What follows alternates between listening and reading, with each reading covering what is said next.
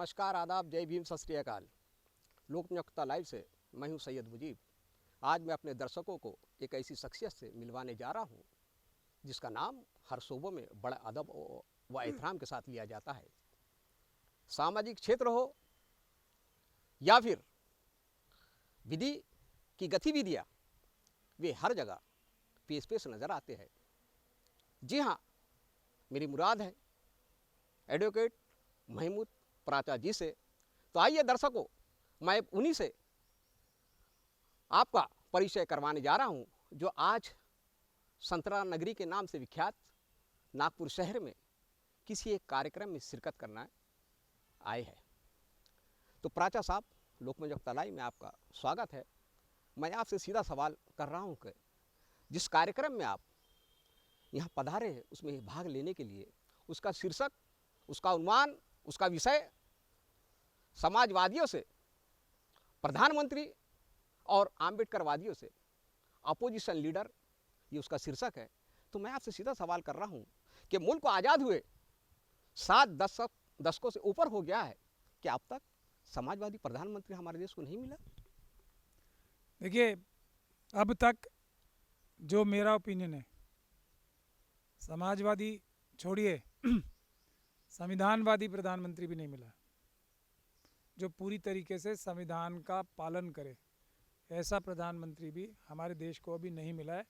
अगर एक भी प्रधानमंत्री ऐसा मिल जाता जो लेटर एंड स्पिरिट जिसे कहते हैं ना, जिसको अक्षरता या हुर्फ ब हुर्फ संविधान का पालन करता या अपनी पूरी कोशिश करता, दोनों चीज़ों में फ़र्क है। पालन करता या संविधान का पालन करने की, संविधान के ऊपर अक्षरता या हुर्फ ब हुर्फ या लेटर एंड स्पिरिट में इम्प्लीमेंट कराने की कोशिश करता, तो देश हमारा आज सबसे ज़्यादा दुनिया में खुशहाल देश होता और सबसे ज़्यादा ताकतवर देश होता, क्योंकि देश में इतने संसाधन हैं और संविधान हमारा इतना अच्छा है जो बाबा साहब डॉक्टर भीमराव अंबेडकर ने बनाया है। तो यही टेस्ट है। यदि कोई भी संविधानवादी पूरी तरीके से प्रधानमंत्री आता, कोई भी पार्टी आती, तो देश सबसे ताकतवर देश होता जो आज नहीं है, और देश सबसे खुशहाल देश होता दुनिया के जो आज नहीं है। देखिए, आप सीधा आरोप मंड रहे हैं कि देश अगर से अब तक हमारे देश को वैसा प्रधानमंत्री मिलता तो देश सबसे खुशहाल और ताकतवर होता। लेकिन 2014 के बाद से विश्व के ताकतवर नेताओं में शुमार देश के प्रधानमंत्री नरेंद्र जी मोदी जब से प्रधानमंत्री की कुर्सी पर काबिज हुए हैं, तो देश तो विश्वगुरु की राह जोत रहा है। देखिए, ये तो मोदी जी भी नहीं कहते, वो तो अपनी नेतृत्व की बात कर रहे हैं ना, कि मोदी जी, मोदी मोदी मोदी, हर जगह मोदी मोदी हो रहा है। भारत भारत तो नहीं हो रहा ना कहीं भी। मोदी जी के किसी भी प्रोग्राम में मोदी मोदी ही होता है। भारत भारत सुना है आपने कभी? तो हाँ, क्योंकि ये मनुवादियों की, जो कि संविधान के डायरेक्ट विरोधी हैं, डायरेक्ट सरकार आ गई है 2014 के बाद से, मनुवादी मानसिकता की। तो वो देश बेचकर एक व्यक्ति को प्रोड्यूस बड़ा कर रहे हैं, देश की कॉस्ट पे एक व्यक्ति का नेतृत्व उभार रहे हैं, देश को एक तरीके से गिरवी रख के देश का नुकसान करके एक व्यक्ति और एक पार्टी का फ़ायदा कर रहे हैं। तो आज हमारे देश की 1000 किलोमीटर धरती, जो संविधान का आर्टिकल 2 ही है, सबसे पहले अगर देश है, संविधान है, तो देश की धरती है। 1000 किलोमीटर तो चाइना ही खा गया। और खाने से भी ज़्यादा बुरी बात यह है कि देश के प्रधानमंत्री पब्लिक मीडिया में, पब्लिक में आके ये बोलते हैं कि 1 इंच भी ज़मीन नहीं खाई गई है। जो इस प्रकार के झूठ बोले प्रधानमंत्री, वो क्या प्रधानमंत्री छोड़िए, क्या वो एक किसी कॉरपोरेशन में भी मेंबर बनने के लायक है? ये जनता को सोचना है।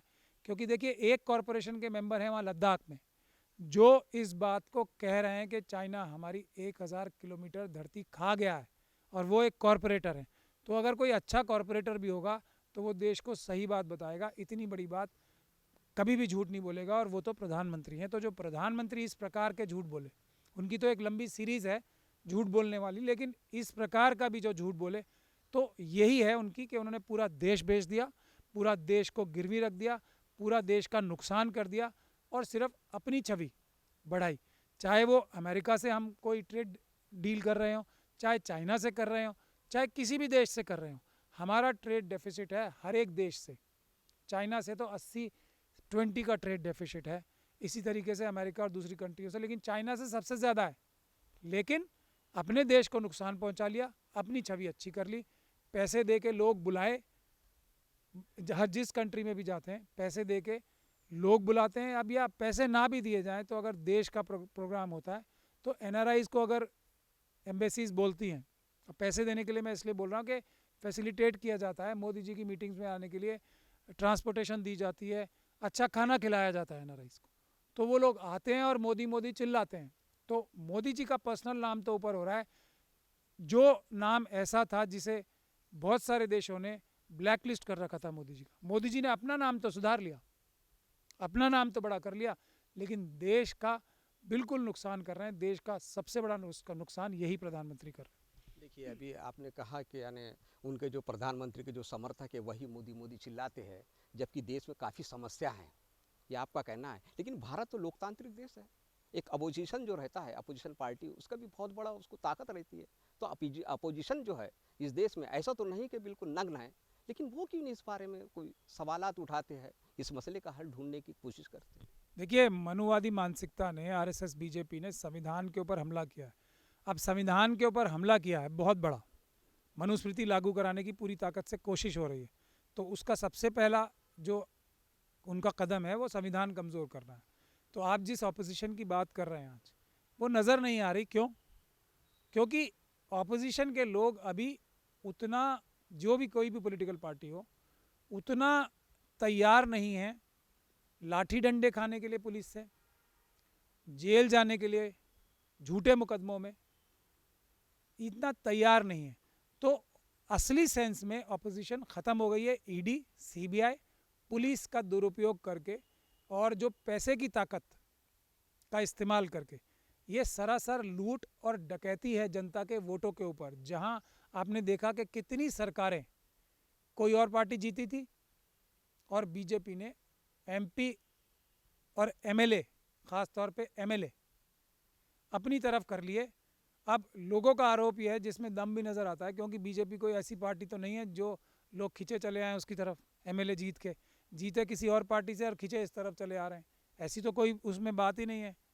तो इसीलिए जो आरोप लगते हैं पैसा दे के या ईडी और सीबीआई के डर से और दोनों के मिक्सचर से, जैसे अंग्रेजी में कहावत है ना, कैरेट एंड स्टिक पॉलिसी, तो लालच भी है, यहाँ करोड़ों रुपए मिलेंगे, ऐसे जैसे आरोप लग रहे हैं और जैसे सबूत भी आ रहे हैं। झारखंड में आपने देखा, कर्नाटक में आपने देखा और अभी तेलंगाना में आपने देखा 50-50 करोड़ रुपए जो दिए जा रहे हैं, और दूसरी तरफ ईडी और सीबीआई का डर जो दिखाया जा रहा है, ये धोखा है। इसके बावजूद भी ना कांग्रेस पार्टी ने, ना झारखंड मुक्ति मोर्चा ने, ना टीआरएस ने कोई ऐसा बड़ा आंदोलन खड़ा किया है कि ये एक ऐसी एंटी संविधान पार्टी आ गई है देश में, एक ऐसी सोच आ गई है, हम सबको मिलके पहले इस सोच का मुकाबला करना है और इस सोच को दुरुस्त करके, इस सोच की लगाम लगाकर, बीजेपी और आरएसएस पे लगाम लगाकर इनको संविधान के दायरे में काम करने के लिए मजबूर करना है। एक भी पॉलिटिकल पार्टी ऐसा मजबूत आंदोलन और एजिटेशन नहीं कर रही है, इसी वजह से देश और कमज़ोर आ रहा है और मनुवादियों के, आरएसएस और बीजेपी के ताकत और बढ़ रही है। जैसा भी आपने बोला है कि यानी हर जो शासकीय एजेंसी है उसका मिसयूज़ कर रही है जो सत्ताधारी जो पक्ष है, तो कहीं ये तो नहीं है कि आप इसी को मद्देनज़र रखते हुए जो सेव कॉन्स्टिट्यूशन मिशन जो चला रहे हो, कि उसका आधार यही तो नहीं? बिल्कुल यही आधार है मिशन सेव कॉन्स्टिट्यूशन का। हम इस मिशन सेव कॉन्स्टिट्यूशन में, और यहाँ हम बाबा साहब डॉक्टर भीमराव अंबेडकर की दीक्षा भूमि पे खड़े हैं, और यहाँ नागपुर में हम खड़े हैं जहाँ पर आरएसएस का हेडक्वार्टर भी है। तो ये इतनी सबसे ज़्यादा महत्वपूर्ण जगह है देश की हमारे, संविधान बचाने के लिए भी और संविधान का नुकसान करने के लिए भी यही सबसे महत्वपूर्ण जगह है नागपुर। तो अगर अंबेडकरवादी जीतेंगे तो देश भी मजबूत होगा, क्योंकि संविधान मजबूत होगा। तो मैं ये कहना चाहता हूँ आपसे कि ये वो जगह है जहाँ पर मिशन सेव कॉन्स्टिट्यूशन सबसे महत्वपूर्ण कार्य कर सकता है।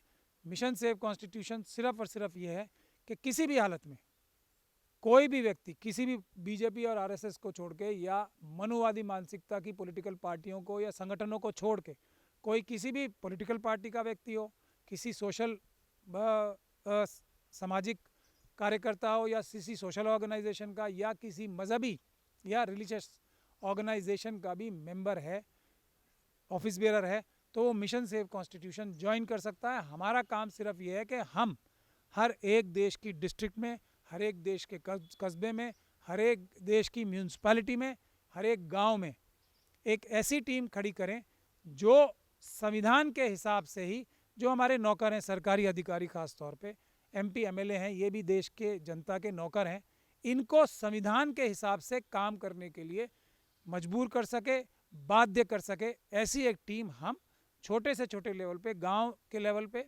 शहर के लेवल पे, डिस्ट्रिक्ट के लेवल पे और पंचायत के लेवल पे बनाना चाहते हैं, बना रहे हैं हम लोग, क्योंकि बहुत ही इसमें मजबूत लोग लेना चाहते हैं, तो इसीलिए हम इस संगठन को एकदम से बड़ा नहीं कर रहे, लेकिन जहाँ जहाँ भी अच्छे वकील, आपकी तरह से ईमानदार पत्रकार, क्योंकि सोशल मीडिया ही पत्रकारिता कर रही है। जो मेन स्ट्रीम मीडिया है वो तो आपराधिक मीडिया मैं उन्हें कहता हूँ, क्योंकि वो अपराध कर रहे हैं, देश की जनता के साथ भी धोखा कर रहे हैं और लालच में अपना इतना बड़ा जो फोर्थ पिलर है डेमोक्रेसी का, उसको एकदम तोड़ रहे हैं, नेस्तो नाबूद कर रहे हैं। तो आप लोग जहाँ भी हमें अच्छे वकील शेड्यूल कास्ट और माइनॉरिटीज़ के, शेड्यूल ट्राइब और माइनॉरिटीज़ के, OBC के मिल जाते हैं, और जहाँ पर हमें सोशल मीडिया की जो चैनल्स हैं आप जैसे असली पत्रकार मिल जाते हैं, तो वहाँ पर हम एक अपना बॉडी गठन कर देते हैं, चाहे वो डिस्ट्रिक्ट लेवल पे हो, चाहे वो सिटी लेवल पे हो, चाहे वो स्टेट लेवल पे हो। और उसका काम ये होता है कि जहाँ जहाँ आम आदमी को नुकसान पहुँचा रहे हो मनुवादी मानसिकता के लोग, जुल्म करने वाले लोग, या सरकारी अधिकारी या कोई राजनीतिक नेता, MP MLA स्वयं, जहाँ जहाँ उनकी मदद जाके ग्राउंड पे, जब उनके साथ अत्याचार, दुराचार या अनाचार हो रहा है, तो उसी वक्त जाके उनके साथ खड़े हों। हम एक हेल्पलाइन नंबर भी शुरू करें उस एरिया के लिए और उनकी मदद करें। पुलिस और सरकारी अधिकारियों को या किसी भी अत्याचारी को रोकें और सरकारी अधिकारियों को और पुलिस को बाध्य करें कि वो संविधान के हिसाब से कोई काम करेंगे, संविधान के खिलाफ जाके या कानून के खिलाफ जाके कोई काम नहीं करेंगे। मैं ये समझता हूँ कि इससे हमारे देश की ज़्यादातर समस्याओं का हल हो जाएगा। इसके अलावा मिशन सेव कॉन्स्टिट्यूशन एक और काम जो करेगा, जितनी भी सरकारी जो स्कीम्स हैं, जितनी सरकारी स्कीम्स हैं, उसके ऊपर अमल कराना और उसका फ़ायदा जो SC ST OBC और मुस्लिम सिख क्रिश्चियन बौद्ध कम्युनिटी के लोग हैं, महिलाएं हैं, उनका बेनिफिट उनको पूरा दिलवाना। क्योंकि आज क्या हो रहा है, सरकार स्कीम्स तो बना देती है लेकिन वो कागज़ों पे रहती है, उस पर अमल नहीं होता। एक और काम जो मिशन सेव कॉन्स्टिट्यूशन करेगा कि हर चीज़ में, हर जो काम होता है उसमें करप्शन जो है हद से ज़्यादा है। तो कहीं सड़क भी बनती है, तो अभी एक मैं वीडियो देख रहा था कि 1 इंच की सड़क बनी हुई थी, कोई हमारे सिख जो सिंह बंधु थे वो उसको हाथ से ही सड़क को उखाड़ पा रहे थे। तो ऐसा भ्रष्टाचार भी ना हो, ये भी मिशन सेव कॉन्स्टिट्यूशन जाके रोके। कहीं रिश्वतबाजी हो रही है, कहीं लोगों की चोरी हो रही है, कहीं सरकारी ठेकों में चोरी हो रही है, तो वहाँ भी मिशन सेव कॉन्स्टिट्यूशन के लोग जाके खड़े रहें।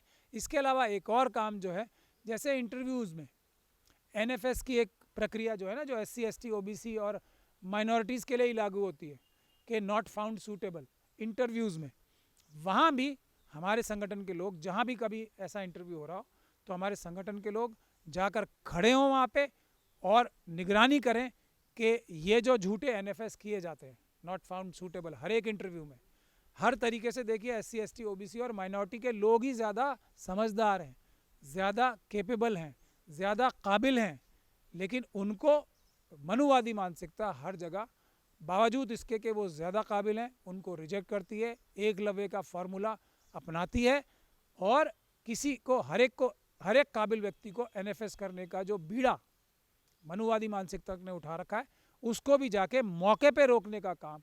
लोग अगर इंटरव्यू के बाहर खड़े होंगे, ऑफिस के बाहर, तो कम NFS होंगे, कम धोखाधड़ी होगी इंटरव्यूज़ में भी। क्योंकि हमारे IAS अधिकारी तक देखिए, एक से एक ब्रिलियंट IAS अधिकारी होता है SC ST OBC और माइनॉरिटीज़ का जो एग्ज़ाम देता है छात्र, लेकिन उसे इंटरव्यू में कम नंबर दिए जाते हैं।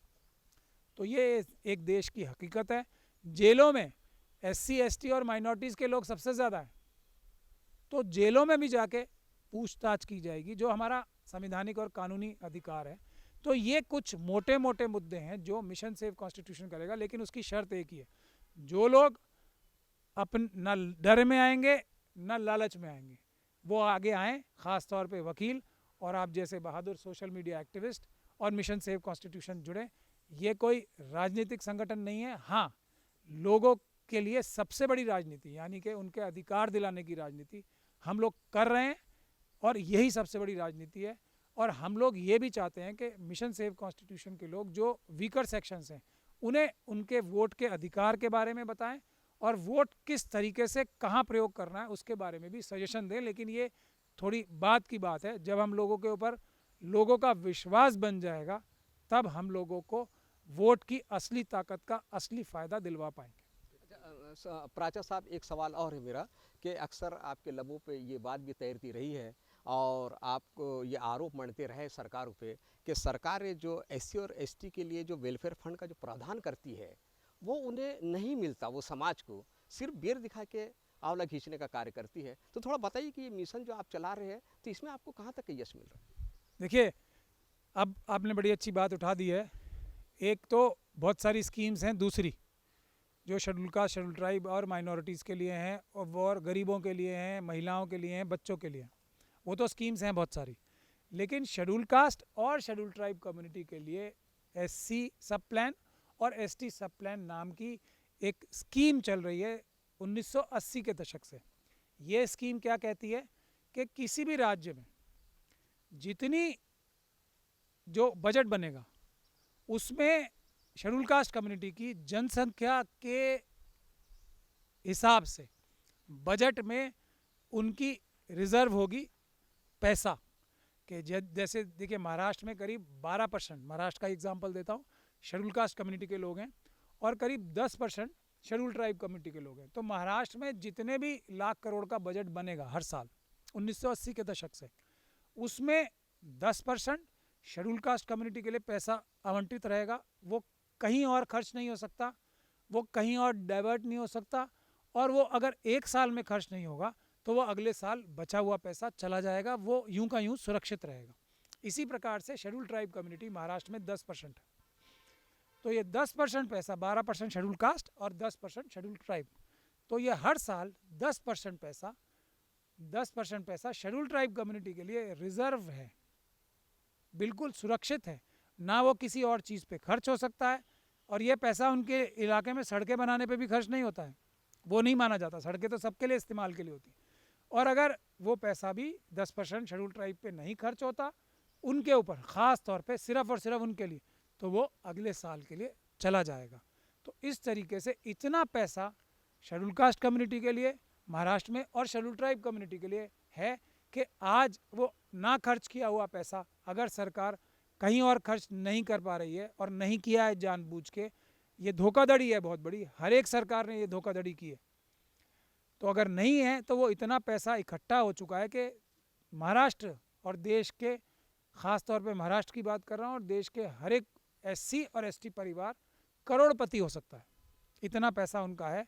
तो हम इसके लिए भी अच्छे अच्छे लोग ढूंढ के कोर्ट में केस भी फाइल कर रहे हैं और आंदोलन भी चला रहे हैं। इस आंदोलन और केस करने का नतीजा ये हुआ है कि अभी टीआरएस की सरकार ने, तेलंगाना की सरकार ने 10-10 लाख रुपए देने की घोषणा की है हर एक शेड्यूल कास्ट और शेड्यूल ट्राइब के परिवार के लिए। लेकिन ये 10 लाख बहुत कम है, ये करोड़ों में जाती है संख्या।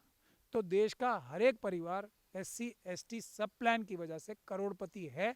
लेकिन ज़रूरत इस बात की है कि सरकार को आंदोलन के ज़रिए और कानूनी कार्रवाई के ज़रिए बाध्य किया जाए, मजबूर किया जाए कि ये करोड़ों रुपया एससी एसटी जो परिवार है उनके बैंक अकाउंट्स में ट्रांसफ़र किया जा सके। पराचा जी, बजट पेश होने वाला है फरवरी में, लेकिन जो एविएशन डिपार्टमेंट है और जो ट्रांसपोर्ट डिपार्टमेंट है, जो हाईवे बन रहे हैं, वहाँ दलितों को क्या लाभ मिलेगा? वहाँ तो बड़े बड़े लालाओं के जो है टोल टैक्स वसूले जा रहे हैं, हवाई जहाज तो सब उन्हीं पूंजीपतियों के हैं।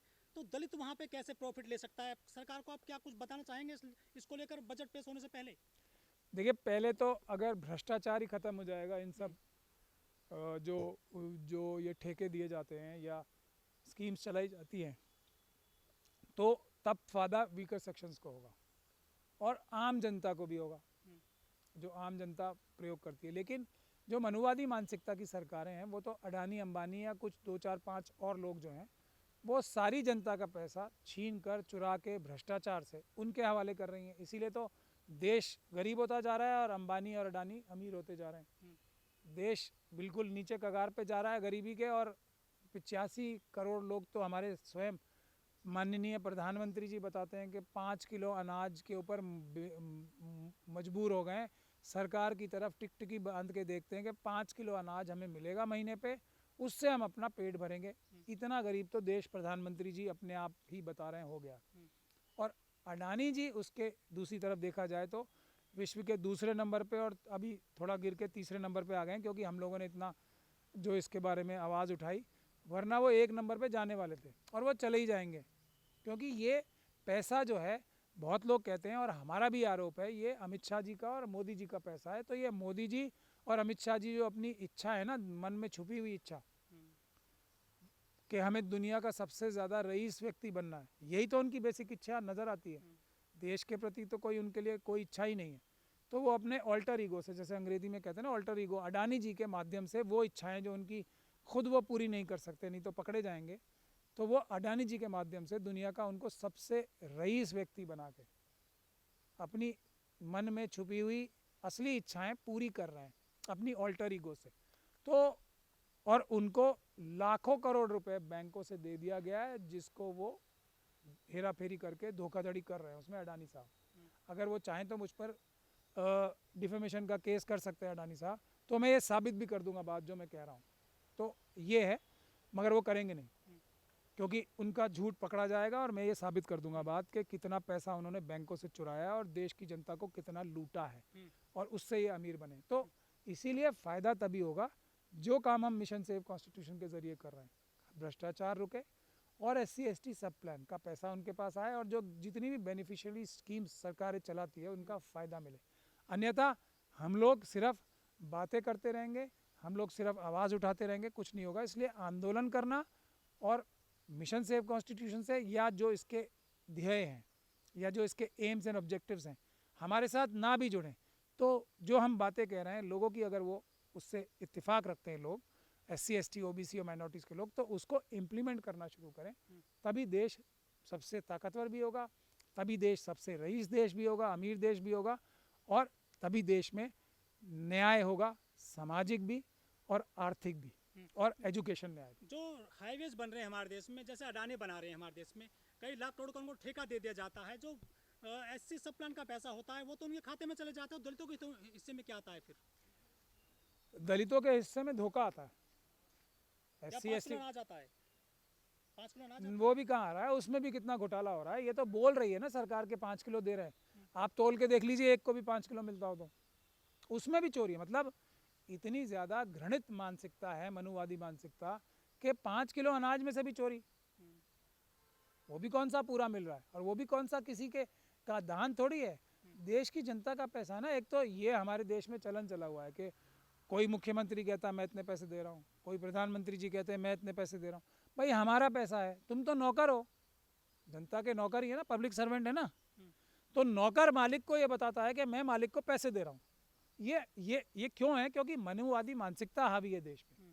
सर, बीजेपी सरकार का नारा है कि सबका साथ, सबका विकास, सबका विश्वास, वाकई में हो रहा है क्या सब कुछ? ये तो नारा है, वाकई में सबका सर्वनाश और सबका सत्यानाश हो रहा है।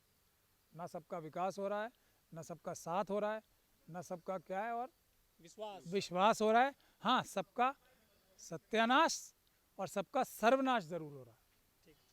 अच्छा, ये आखिरी सवाल ये है कि जो आपका कॉन्स्टिट्यूशन मिशन है ये कितने राज्यों में संचालित है? देखिए, अभी हमने आसाम में हमारी एक अच्छी टीम बन रही है, दिल्ली में अच्छी टीम है, हरियाणा में अच्छी टीम है, हम पंजाब में भी अच्छी टीम बना रहे हैं। तो हम, लेकिन उत्तर प्रदेश में भी अच्छी टीम है, लेकिन हम धीरे धीरे करके इसको बढ़ाना चाहते हैं। क्योंकि सबसे महत्वपूर्ण बात यह है कि इस संगठन में वही लोग, ये कोई रजिस्टर्ड संगठन नहीं है, ये एक तरीके से सोशल प्लेटफॉर्म है, न्यायिक प्लेटफॉर्म है, संवैधानिक प्लेटफॉर्म है, जिस पे एक विचार वाले गैर मनुवादी मानसिकता वाले लोग जुड़ें और काम करें, असली काम करें जो देश की ज़रूरत है संविधान बचाने की और संविधान को पूरी तरीके से हुर्फ बहुर्फ अक्षरता लेटर एंड स्पिरिट में इम्प्लीमेंट करने की। तो कई राज्यों में है, महाराष्ट्र एक, और ख़ास तौर पे नागपुर बहुत इम्पॉर्टेंट है, जैसे मैंने कहा, क्योंकि मनुवाद की जड़ें भी यही हैं और बाबा साहब की जो दीक्षा भूमि है वो भी यही है। तो देश में जो दो वाद है ना, मनुवाद और अम्बेडकरवाद, एक मनुवाद और एक दूसरा अम्बेडकरवाद, दोनों की जो है सबसे महत्वपूर्ण जगह यही है। तो हम ये चाहते हैं यहाँ भी हमारी मिशन सेव कॉन्स्टिट्यूशन की एक अच्छी टीम बने, ताकि यहाँ से जो काम होगा उसकी भी गूंज पूरे देश में और पूरी दुनिया में जाएगी। बहुत बहुत धन्यवाद प्राचार्य साहब, लोकमंच वक्ता लाइव से बात करने के लिए। अब मैं अपने कैमरामैन के साथ विदा लेना चाहता हूँ। जय भारत, जय संविधान, जय लोकतंत्र।